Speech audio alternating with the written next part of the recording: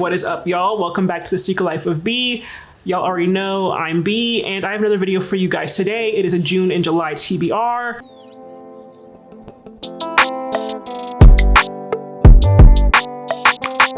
I am combining June and July because more than likely these books will be read over a span of more than 1 month because I'm a slow reader, as y'all know. But I have a nice stack of 5 books that I want to introduce to you guys today, and hopefully these books will be read and reviewed after July. Let's get into it. But before I get into this TBR, I do want to say that yes, some of you guys probably have already seen these books because I've already mentioned them in my TikTok video for my birthday book haul. So if you've seen this already, my apologies.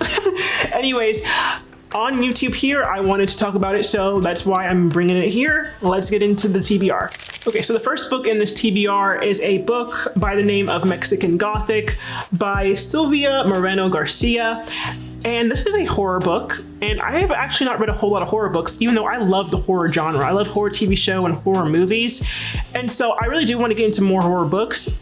For one, this cover's gorgeous. 2, I've heard a lot of great things about this book.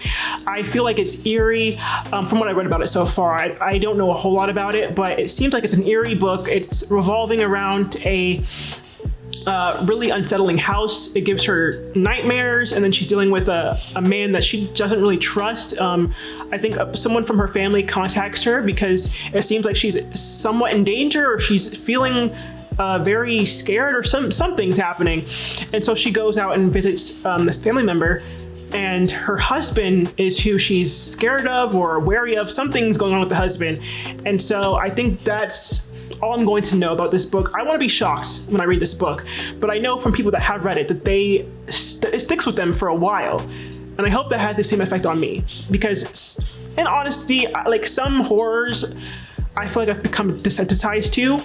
It takes a lot to scare me these days, but interesting enough, I feel like horror books actually have more of an effect on me because there's nothing for me to watch, so my imagination's doing the hard work here, and sometimes your imagination's scarier than what you see on screen. I don't know, but again, that's Mexican Gothic, and I'm very excited to read this.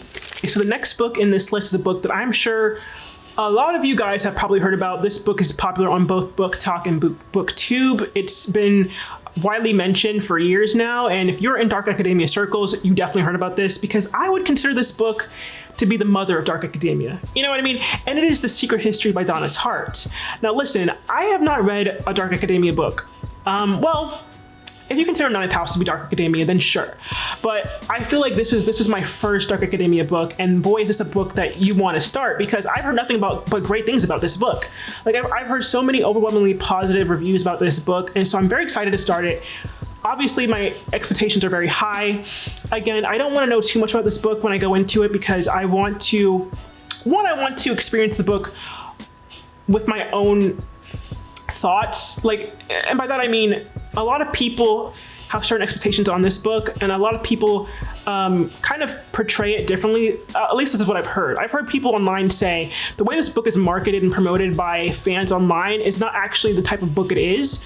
Maybe I'm talking on my ass here, but I don't want anyone's preconceived notions getting in the way of how I read this book. And so I'm gonna try and not search up too many videos or too many reviews about this before I get into it. And so I am very excited to start it. What I do know about this book is that it's a thriller, and we're dealing with the death of a student, and the main characters are all like students of this really prestigious university, and they're in this like group together, and honestly, that's as much as I know. That's as much as I know.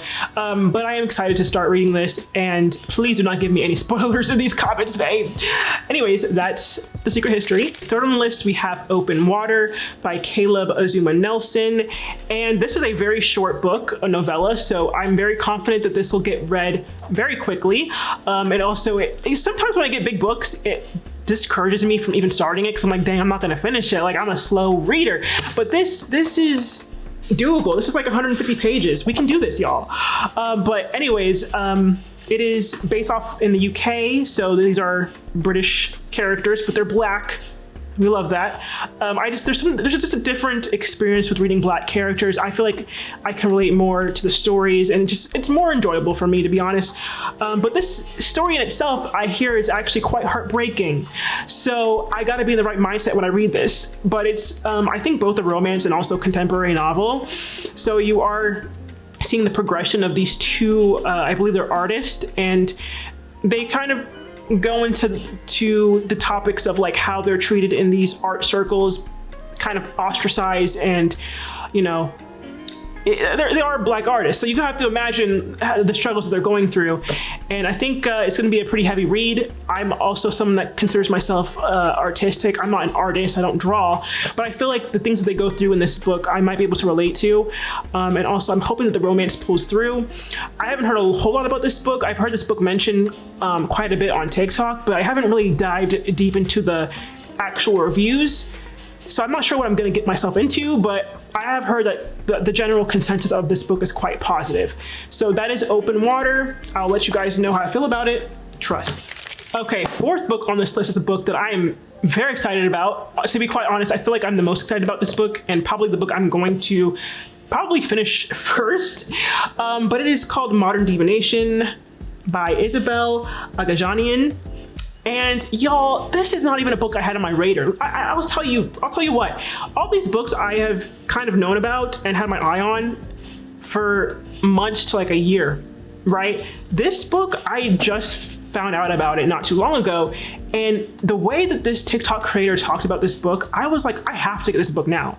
And, you know, again, I don't want to know too much about this book because I want to be as in the dark as possible so that I can enjoy it.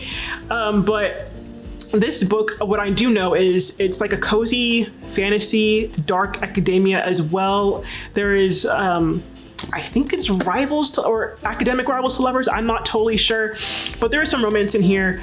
And the biggest selling point for me is the writing. I've heard a lot of great things about this writing. People say that it's like very purple prose type of writing, and I don't have a problem with purple prose. I really enjoy purple prose writing. I enjoy writing that feels a little bit more like poetic or you know, a bit more magical, if that makes sense. I don't know, but I think I'm gonna have a really fun time with this book, and I am very, very much excited to start a cozy fantasy novel because I don't think I've read a cozy fantasy novel before. But yeah, Modern Divination, had to order it off of Amazon. It wasn't even in Barnes & Noble, so you know, I went the extra mile for this book, and we're happy. Also, look at this cute bookmark I got from my friend. It's a daisy, unless I don't know my flowers, but I believe it is. No, it's a sunflower. Wrong answer, forehead. I don't actually know, but you know, I thought it was very fitting for this book because it's cute, and I don't know, I'm hoping this book is a cute read as well. Okay, so the last book on this list is a book that I've actually already started reading. And it's a book that I'm sure some of you guys that are familiar with my tastes knows that I definitely would have picked up because I am quite the stan of this author's works. It is Happy Place by Emily Henry. And so, you know, I will say what's interesting about this book is that I've heard a lot of mixed reviews so far for this book. I feel like people either love it or they hate it. Like I've seen people say this is her like worst work. And I've also seen people say that they absolutely love this book, like 5-star. And so, you know, that kind of scared me. I'm not gonna lie. I almost didn't get it because, you know, I saw it as soon as it came out. I saw it at Walmart. I'm like, well, maybe I should get it, you know? Then I was like, well, the reviews haven't been that good. Let me wait until like someone, you know, resells it and I can get it for cheaper. But I'm like, you know what? I believe in Emily Henry's writing, so let me give it a chance. And so far I'm liking it. Emily Henry's writing is always good though, so that's not something that I feel like I'd be criticizing anyway. I feel like the biggest issue people have with this book is that to them, it's not a romance that they can get behind. I don't know. I feel like some people have expectations on this book, and I feel like this book is actually going to end up much different than people think. I have no idea of what I'm getting myself into. I haven't read like a whole lot of reviews, or I haven't watched a whole lot of videos that go in depth of like the actual story itself. But what I do know is that it's, you know, about a couple that have already broken up and they have to fake date to make their friends think that they're still dating. So that they don't ruin the trip that they have together. But besides that, I'm not really anticipating anything here. I feel like this might be a book that's more so contemporary based, kind of like Beach Read, where it's more focused on their issues individually. than it is on like trying to rekindle this romance. Like, I don't think it's supposed to be like a happy ending type of romance like People We Meet on Vacation and Book Lovers. I feel like this is probably going to be more angsty than that. And so even though it's literally a pink cover called Happy Place and it looks like they're having fun on the cover, I feel like this is probably going to be the most, I don't know, emotionally charged book that she's had. Either way, we'll see. I really hope I like this book, because if not, I don't know. Because I actually didn't really like Book Lovers as much as the other two books. I didn't hate Book Lovers. I actually rated it pretty high. I just feel like Beach Read and People We Meet on Vacation really suckered me in. It had my heart, and Book Lovers didn't quite get there. So if this book is not even as good as Book Lovers, it kind of scares me. But I have faith in Emily Henry, so we'll see. But anyways, that is the end of this list. Have a good sized list. But again, for somebody that doesn't read very fast and is a mood reader, this could go on for more months. I don't know.